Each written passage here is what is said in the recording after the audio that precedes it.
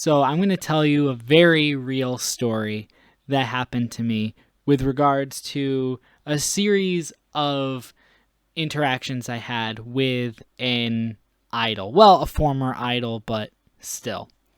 And really this all gets its start in 2015, which is a long time ago. But that was when I started following the idol group Kamen Joshi. And, through my time following this group, I had a number of different members who I liked, kind of more than others, I suppose. I don't want to say that, but, of course, my number one will always be Kusunoki Mayu. She was the first member I ever got into. She's a fellow Momoclo fan. Gotta respect that. And she was always really, I don't know, I always liked her I don't know, the aura about her, I guess. So yeah, she was always really cool, and I always liked what she did on social media and her performances and everything like that. So that was cool. And of course, there's also Mina Satsuki, who I've talked about at length in the past on my previous channel. And we also have other members of the group like Tsukino Moa or Tachibana Anna or Nodoka Sakura and Kamiya Erina and Kurumi Sora. And because I saved her for last, this has to do with Kurumi Sora. Kurumi Sora joined the group, I'm pretty sure, in 2017. And for some reason, I thought she was really interesting. I felt like they were trying to push her quite a bit. And, because of that, I don't know, I guess I was just like really intrigued with, just, I don't know, just what she was up to, basically, what she was doing. There was just something about her that I thought was pretty interesting, right? And so, eventually, after she was in the group for a little while, I think until late 2019, if I'm remembering correctly. Pretty sure it was until late 2019.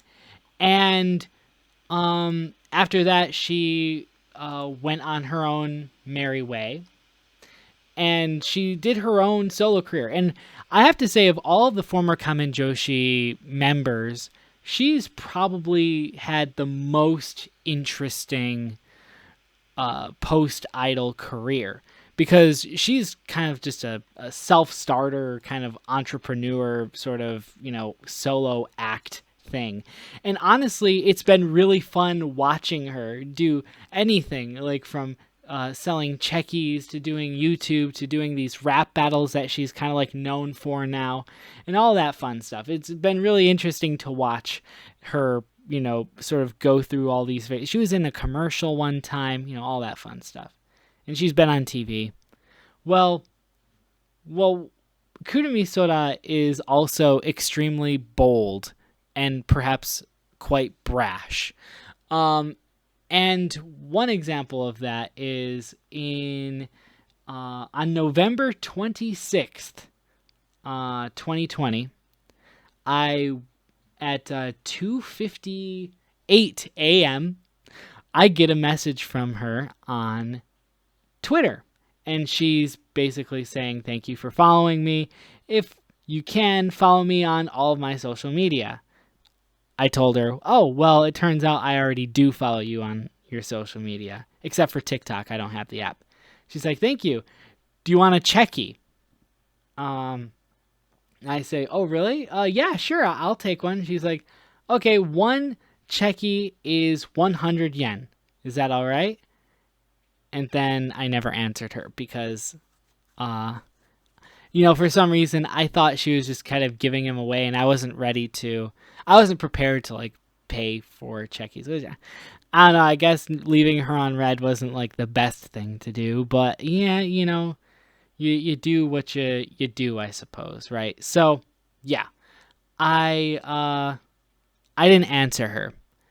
And then, in February I believe the first week of February, if I remember correctly, I get a DM again from Kurimi Soda, this time on Instagram. And she does the same exact thing. She's like, hey, do you want a checky?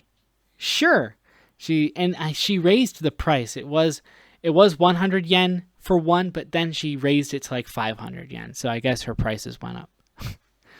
And I'm like, sure, what kind of payment will you accept? And she said, send me Amazon points. I had no idea how to do that. And there was a little bit of back and forth on how to do that. And she's like, just send me a gift card. Here's my address. Mail it to me. And she doxed herself. This is the first time she doxed herself to me. She didn't give me a chance to respond. She's really quick with how she responds. She's very eager. And so she sent me her address. I'm like, well, shoot, I mean, I can't like leave her on red now. So I actually went out and I sent her the envelope. And 2 weeks later, the envelope got sent back to me. It came with a message saying the receiver wasn't there to get their mail, so it was sent back to me after 2 weeks. Okay, so that was a wash. I never got a checky from her, which is fine, whatever. I kind of forgot about it. And then I want to say in June or July, it was one of those two. It was around the time I was playing through Super Mario Brothers USA on the Wii, and I was having a really hard time with it. I woke up, and as soon as I wake up, I get a message, a DM from her again on Instagram. And she says to me, I want a birthday present. Just straight up. I'm like, oh, really? What do you want for your birthday? And she responds very promptly by sending a link to some kind of specialty store in Tokyo or whatever. Just for giggles, I clicked on the link, and the link took me to this page where it showed this sort of salvage steel and glass anime figure display case thing. And it was 25,000 yen, which, is like, I mean, probably like $200 now or something like that. And she says, and you please send it to this address. And it's the same one she sent me before. Second time she doxed me herself. And I left her on red because I just thought it was funny. I'm like, yo, you really think I'm going to spend 25,000 yen? Nah, man, good luck, And eventually I saw on her Instagram that she had already bought it. So I'm like, okay, well, I'm off the hook then. No, that wasn't the case. Because a couple months later, in mid-August, I was at a summer festival with a friend and their son. And I was, just doing my thing. And she starts messaging me again. Hey, did you buy me that thing? Did you buy that thing for me? And I'm thinking like, I'm sure she got it herself. But just to make sure, I checked the link that she sent me again. And it said, it was already sold. It's sold out, sorry. And so I go to her. I'm like, oh, shoot, I forgot about that. Sorry. It's sold out now. She's like, oh, yeah, I know. I knew it was going to sell out quickly, so I bought it already. So you can just send me my money. You can just send me the 25,000 yen through a bank transfer. Here's my banking information. I'm just thinking to myself, holy mott. She's just not giving up. She's really trying to get like this money from me right now. And I didn't respond because I'm trying to spend time with at the festival, with people in real life. And she keeps messaging me. She starts sending me this string of messages saying stuff like, aren't you going to send me the money? When are you going to send it? I wouldn't have bought the thing if I didn't think you weren't going to send me the money or something like that. If I didn't think you were going to, or something, I can't remember.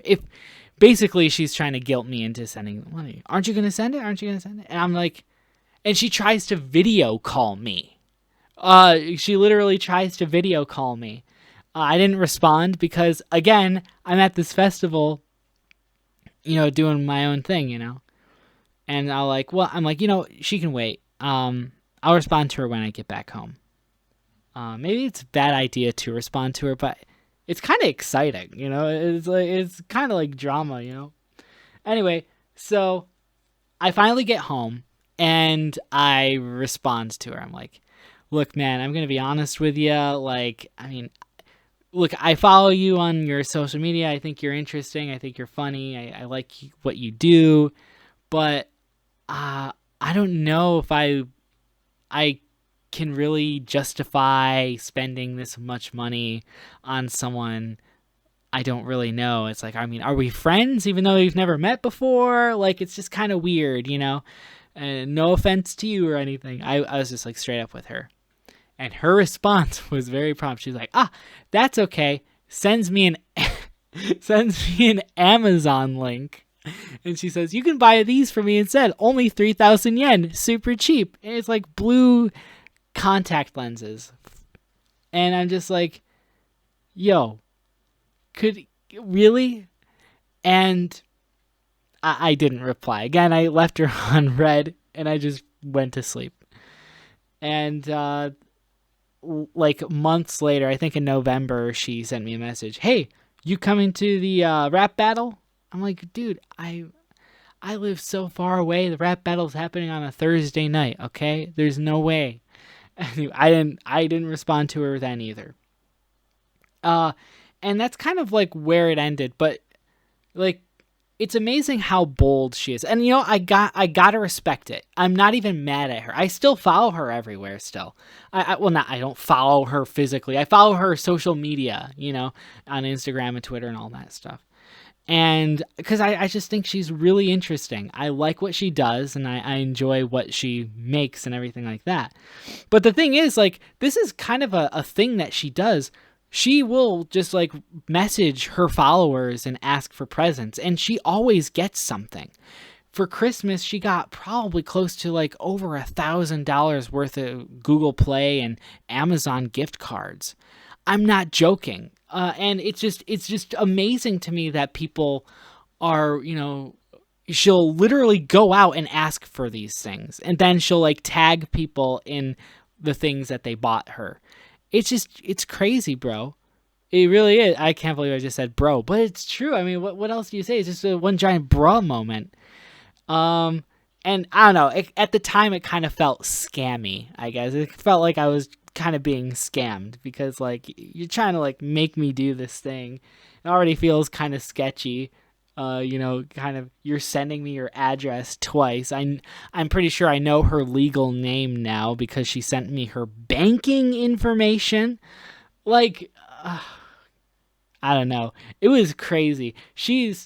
You got to respect the hustle, but at the same time, she's got to be more careful. It's a little dangerous doxing yourself like that to strangers over the internet, But, I mean, at the same time, she is the type of person who doesn't really show much regard for her own personal health or safety. She's too young for that yet, I guess. So, but, that's kind of the story so far. I mean, maybe she'll message me again every year. Every year she messages me with something. She sends me some kind of message. So I'm sure there will probably be a point where she says something to me in the future. Maybe not, who knows, but I'll be waiting for it either way. Let me know what you thought about any of this in the comments below. Have you had an experience like this before with an idol? Let me know. I'll see you next time with something new. In the meantime, peace.